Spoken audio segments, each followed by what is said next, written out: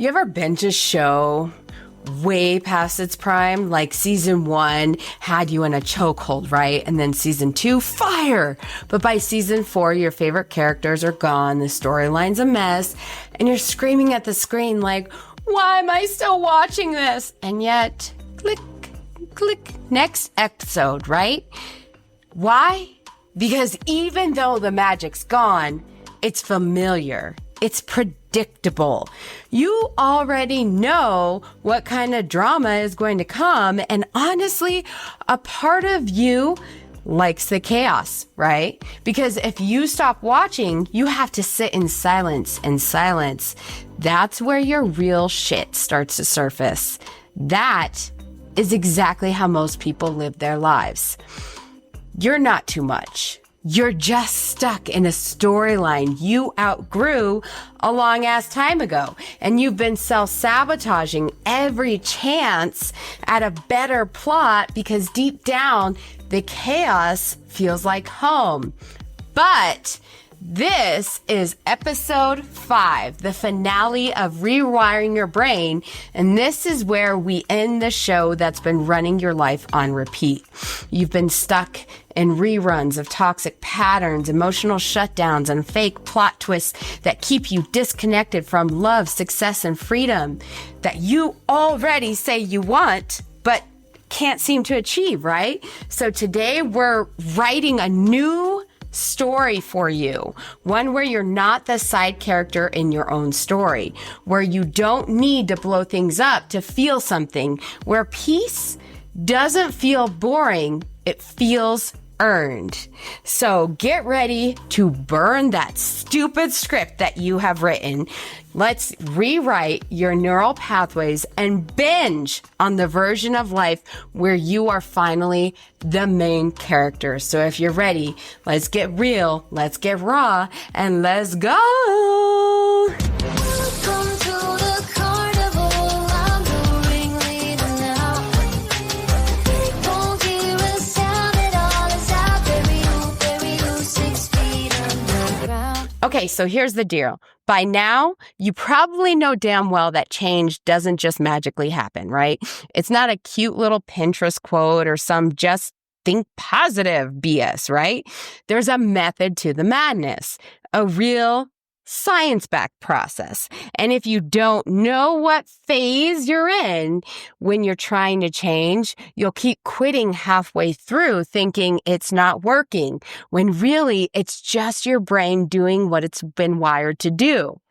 So let me break down the holy trinity of rewiring: awareness, interruption, and reinforcement. Now, these 3 phases, they are your blueprint, your next episode guide to stop binge watching your old trauma patterns and start streaming the healed, high value version of your life on repeat.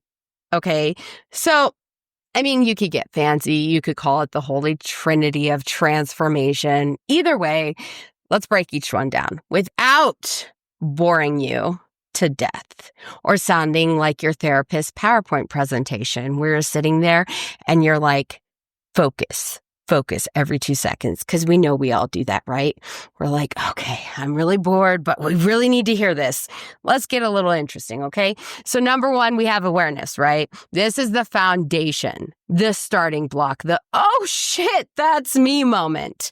Because if you're being really honest, you can't change shit that you don't even know is running the show, right? So awareness is kind of like flipping on a floodlight in the attic of your mind. And then finally, you see all the funky ass boxes labeled childhood drunk, relationship trauma, emotional triggers that I pretend don't exist. Now, remember episode 1 of this series, and if you haven't watched it, then you should or listened. When we dragged your autopilot patterns out into the daylight, we made you sit with your own BS, right? That was awareness in action. It's the aha moment phase, right? When you catch yourself mid-reaction and go, oh, there it is. Gotcha, you sneaky little pattern, damn it, right? It's uncomfortable. Yeah, like stepping on a Lego in the dark. You guys do that? I know. It is like the worst thing ever. You don't even understand it until you have kids, and then you're like, damn it, stupid kids, right? But it's also powerful because until you see the mess, you can't clean it up. So awareness is the most humbling thing that you can have, right? Nobody likes admitting I keep chasing unavailable people because deep down, I don't believe I'm enough. But you know what? That truth bomb right there, that's the start to your freedom. At this stage, your mantra becomes, I see my BS clearly. No shame, no sugarcoating, just radical self-observation. It's not about fixing it yet, okay? It's just being aware, all right? Notice, and then you own it, then you work on it. That's what I usually say, right? It's about learning to say, okay, I'm feeling abandoned right now. That's why I'm spiraling and acting like a crazy psycho, right? Instead of just popping up like usual. Boom! You're being aware of it. It won't fix everything, but it opens the door to be able to fix everything. And you're not about to walk through it until you are aware of it. So then that's when you start walking through it, right? Like a door. Interruption, aka pattern denied. So do not deepen your self-sabotaging patterns. Do not collect more chaos. Yes, it's like sorry, right? This is where we get spicy. Interruption is the moment you stop being an extra in your own drama and start directing the damn show. You spotted the pattern. Thank you, awareness. And now it's game time. This is the split second where you go, nope. Not today. Generational trauma, bye. We're not doing that scene again, right? If awareness is spotting the lion charging at you, interruption is the moment you sidestep that bitch like a jungle ninja instead of standing there waiting to be lunch. This is the hardest part because it happens in the heat of the moment. I know I said awareness was the hardest. Really, they're all the hardest parts, okay? This is where your blood's boiling. Your inner critic is screaming. Your nervous system is doing cartwheels. And somehow you're supposed to pause and do something different? Exactly. That is exactly what you're supposed to do. It might be as tiny as taking one deep breath before you slap back at somebody, right? Or comment on something. Or choosing silence when you're dying to lash out and your partner pisses you the fuck off. Or it's saying yes to what you actually want, even though it feels wrong, because self-abandonment is your toxic comfort zone. Think of your brain like a TV stuck on the same trashy reality show, right? Where you always blow up, you spiral, you sabotage. Interruption is when you grab the remote, change the channel. The old you is yelling from the couch, hey, I was watching that! We've moved on to a better season. Talk to it like it's your child. No. Sit down and you're going to watch the show, or you can sit there and you can go clean the toilets. You know, this is also the withdrawal moment that we talked about in episode 4. And if you haven't heard that one, that's a real good one, okay? The one where you're doing the opposite of what you're wired because it feels fake, awkward, low-key illegal. I'm not allowed to do that, right? You'll think this doesn't feel like me. This isn't who I am, right? That's because it's not. It's not who you are, not yet. At first, it'll catch you. It'll catch you, but after the fact, after you beat yourself up, oh, I reacted again, right? You can catch it during. Eventually, you catch it before. That's progress. That's neural ninja status.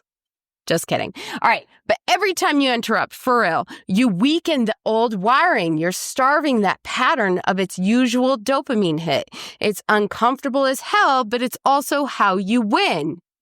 And then our last one, my favorite, is the reinforcement. This is where you cement your glow up, right? So you've clocked the old pattern awareness. You hit pause on your usual sabotage script interruption. And now you're on the step that separates binge watching your old BS from finally streaming the damn life you actually want on repeat. This is reinforcement, aka the rewatch phase, okay? Except instead of rewatching your toxic patterns like it's the same depressing season of your life that never ends. This is the song that... I'm just kidding. You're not becoming obsessed, though, okay? You're not becoming obsessed with the new series, the one where you're the main character. The writing is fresh. And get this, your self-sabotage doesn't survive the season finale. But unfortunately, your brain doesn't know it loves this new one yet, right?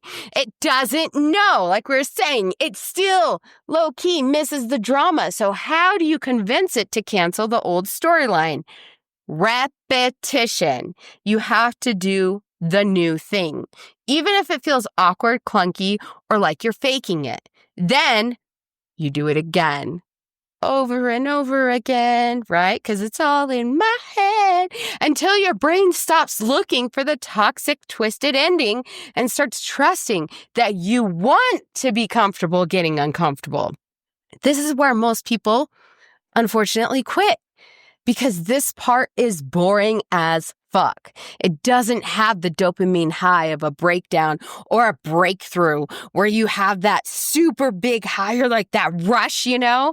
It's the in-between montage part, the slow burn glow up season. This is where there's no fireworks, just you doing the damn work. Bum, bum, bum.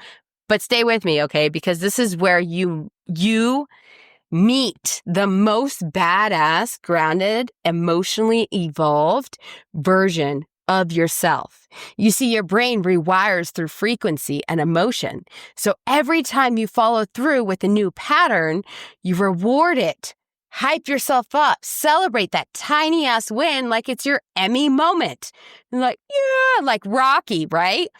You didn't snap at your partner when they pushed a button. Boom! Cue the mental standing ovation. Thank you. Thank you. You're bowing in your head, right? That's growth. Or maybe you caught yourself mid-trigger and pivoted. Hit replay on that moment like you would when you watch your favorite scene from The Notebook. Let that become your new highlight reel. Because the more you emotionally reward the behavior, the faster your brain latches onto it. You're literally telling your nervous system, this is the show now. We're done with the same plot twists, aka our patterns in all our relationships, right? That have gotten old real fast, okay? They're super old, you're tired of playing them, and you're done, okay? This is the best part. Over time, those small wins become your new default setting.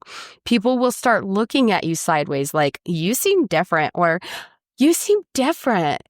Look, some are going to look at like they have admiration for you. Others might trigger your self-doubt. But remember, that's not your reality. It's just your insecurity and lack of confidence nagging you like a scorned ex throwing a jealous tantrum who can't believe you're moving on. So if you're thinking, okay, but when does this start to feel natural and I'm okay with it?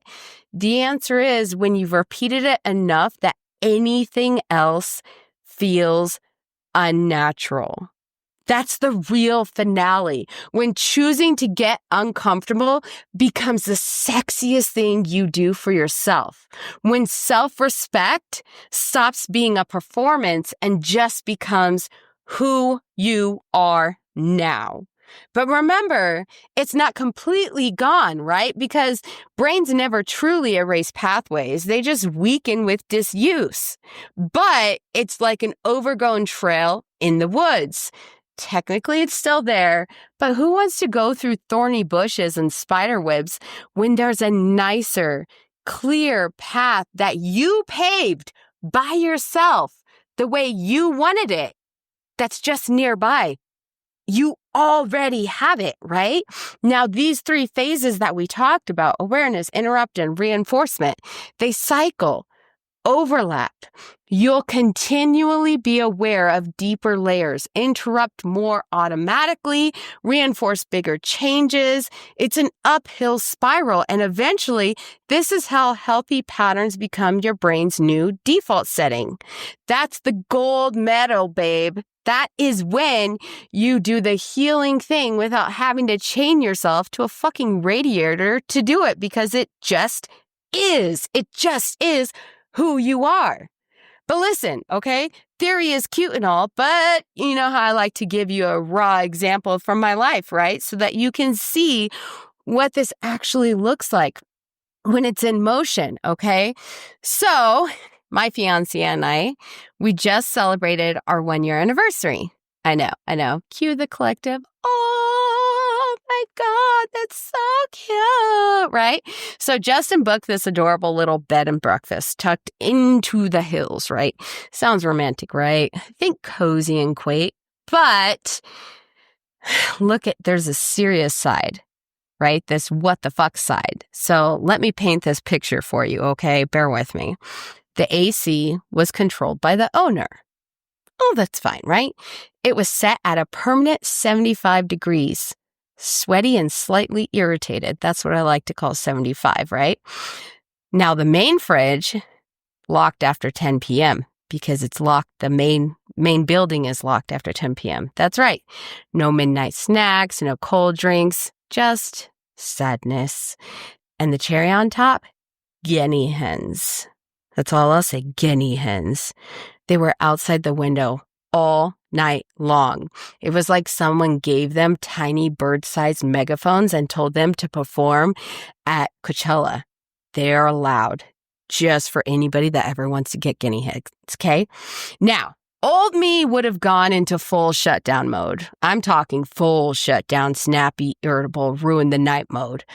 But here's what actually happened. My fiance, he kept getting up, opening and closing the windows to make me comfortable, even with those psycho birds hollering outside, right? He didn't roll his eyes. He didn't get annoyed. He just kept showing up for me and worrying it wasn't romantic enough. And before that, he took me to 6 different stores to hunt down some boho maxi dresses, which I'm wearing one right now, and it's very beautiful. Thank you, babe.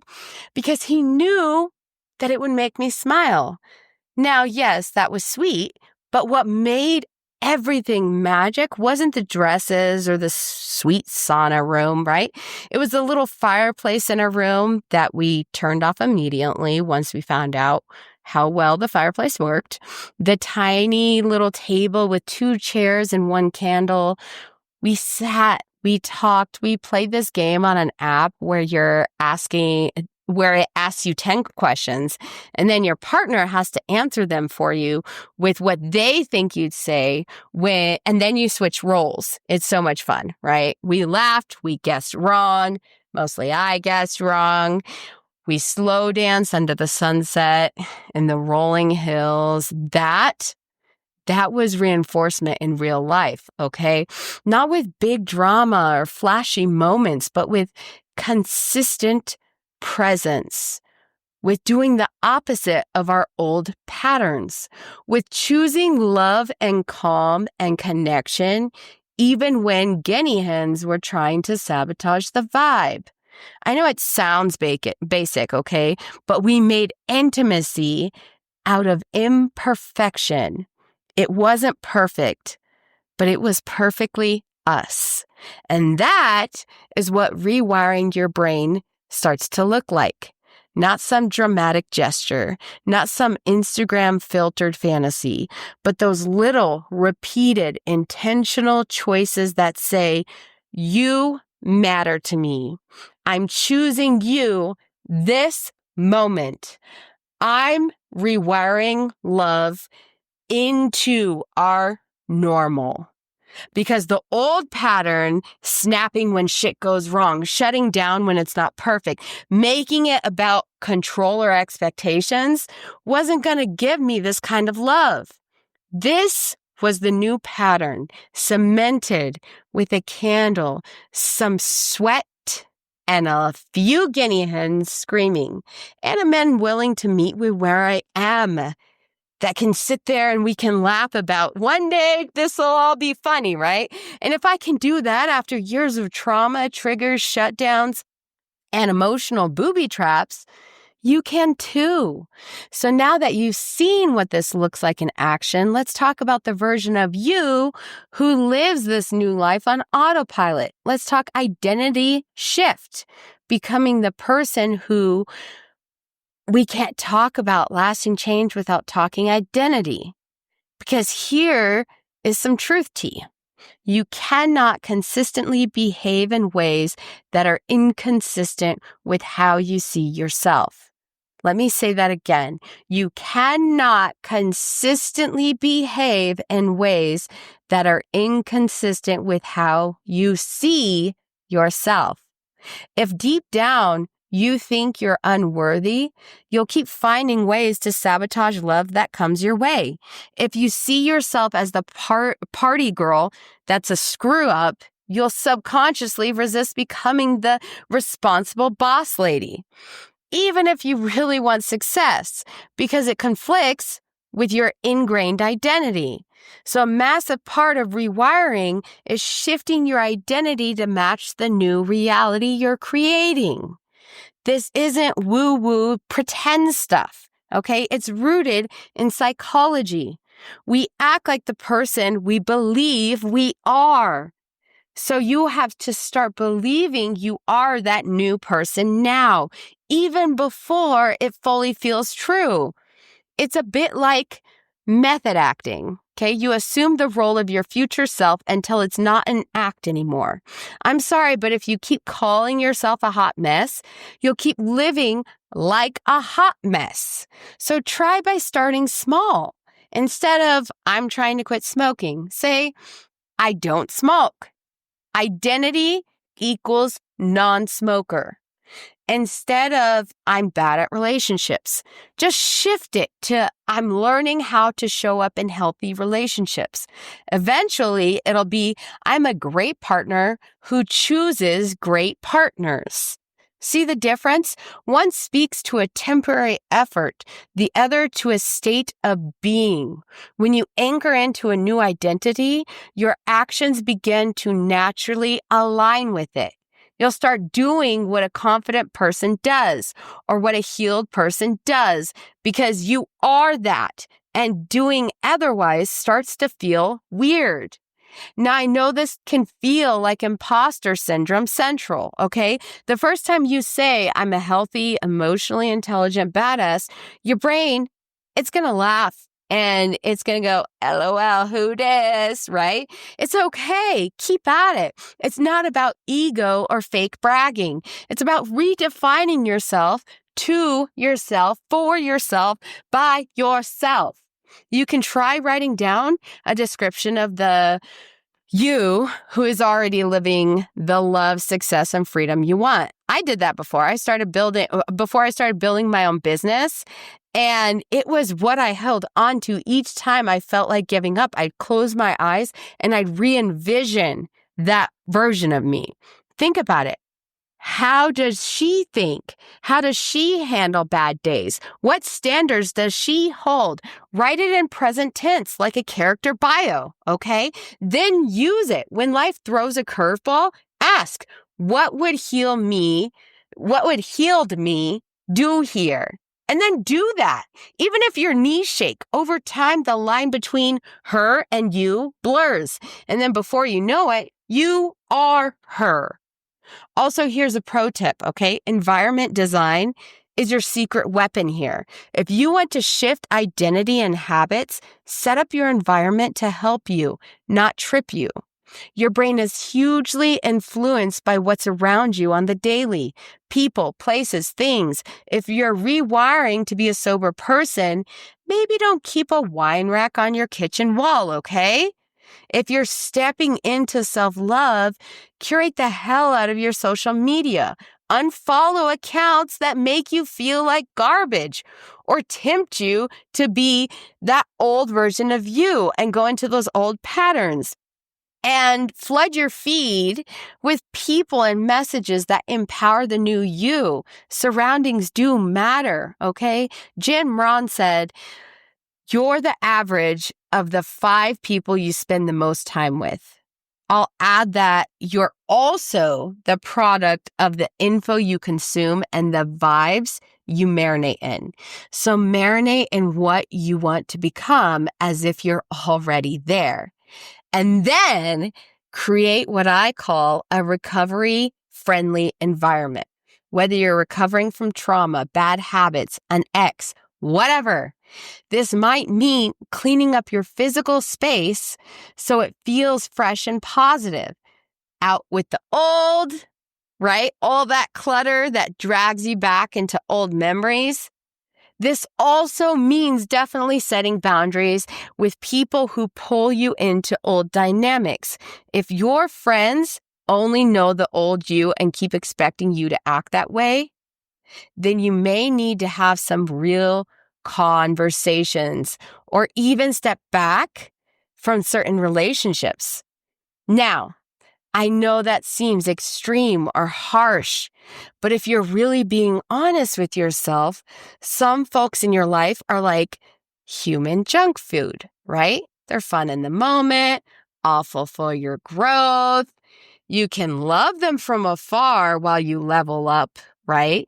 But on the flip side, seek out people and places that reinforce the new. Join communities, like becoming a member with my program or even other growth groups, where everyone is bettering themselves.